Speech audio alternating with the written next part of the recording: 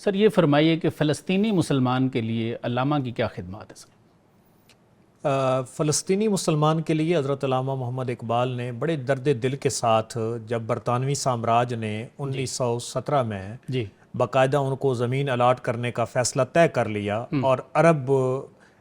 تمام مسلمانوں کے اوپر اور ساتھ افریقہ ان کے سینے پہ ایک ناسور کو رکھنے کی کوشش کی، تو اسی وقت حضرت علامہ محمد اقبال نے بڑا واضح اپنا موقف پیش کیا۔ یہ جب اعلان فی الفور ہوا ہے 2 نومبر 17 کو، 2 نومبر 1917 کو، سر آپ دیکھیں نا وہ کانٹیکسٹ اس وقت وہ فرسٹ ورلڈ وار چل رہی تھی، پورا گلوبل وہ ورلڈ وار انوائرمنٹ میں انہوں نے وعدہ کر لیا تھا کہ ہمارا ساتھ دیں، جیسے جنگ ختم ہوگی بالکل ہمیں فتح ہوتی ہے ساتھ دیتے ہو تو تمہیں زمین دیں گے۔ بالکل، تو جیسے یہاں پہ تاریخ خلافت چلائی گئی 1919 کے اندر، اسی طرح پیرل کانفرنس فلسطین کے حق میں بھی منعقد کی گئی جس کے محرک حضرت علامہ محمد اقبال ہی ہیں۔ واہ، اور اس کے بعد ہم آگے چل کے دیکھتے ہیں 1931 میں حضرت گئے بھی ہیں وہاں، جی گئے بھی ہیں، بلکہ اس سے پہلے بھی ایک آتا ہے 7 ستمبر 1929 کے اندر جو ادھر لاہور کے دروازہ کے باہر ہوئی ہے، بالکل بالکل حضرت نے قرارداد پیش کی تھی وہاں پہ۔ اس میں بھی آپ نے صدارتی خطبے کے اندر اس یہودیوں کی ہولناک صفاقی، کیونکہ اس وقت تو وہ زور پکڑ گئے تھے، مسلمانوں کو بے دخل کر رہے تھے، دیہات کے دیہات تباہ کر رہے تھے،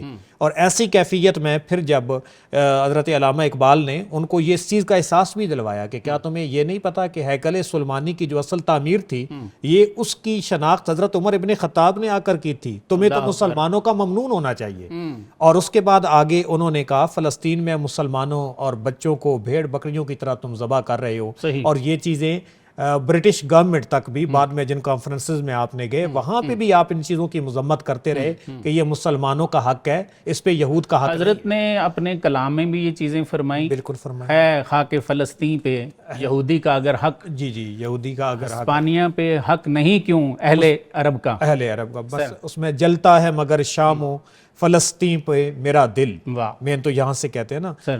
جلتا ہے مگر شام و فلسطین پہ میرا دل، تدبیر سے کھلتا نہیں یہ عقدہ دشوار۔ اللہ، اور اس کے بعد یعنی تدبیر سے نہیں کھلتا تو پھر وہ زور بازو والی بات ہے۔ اور آگے ہے خاک فلسطین پہ یہودی کا ہے اگر حق، اسپانیہ پر حق نہیں کیوں اہل عرب کا۔ بالکل، تو یہ وہ جسٹیفیکیشن تھی جو حضرت اقبال نے کلام کے ذریعے بھی، اور ایک آپ نے خط بھی حضرت قائد اعظم محمد علی جناح کو لکھا تھا صحیح، جس کے اندر آپ نے اسی چیز کی اہمیت کو اجاگر کیا تھا، اور جو کانفرنس ہوئی تھی اس کے اندر بھی آپ نے مسلمانوں کے اسی درد دل کو اجاگر کیا۔ ہمارے پاس وقت کم ہے، حضرت کی اتنی خدمات ہیں، ہم وہ یاد کریں تو اس کے لیے بہت زیادہ وقت چاہیے۔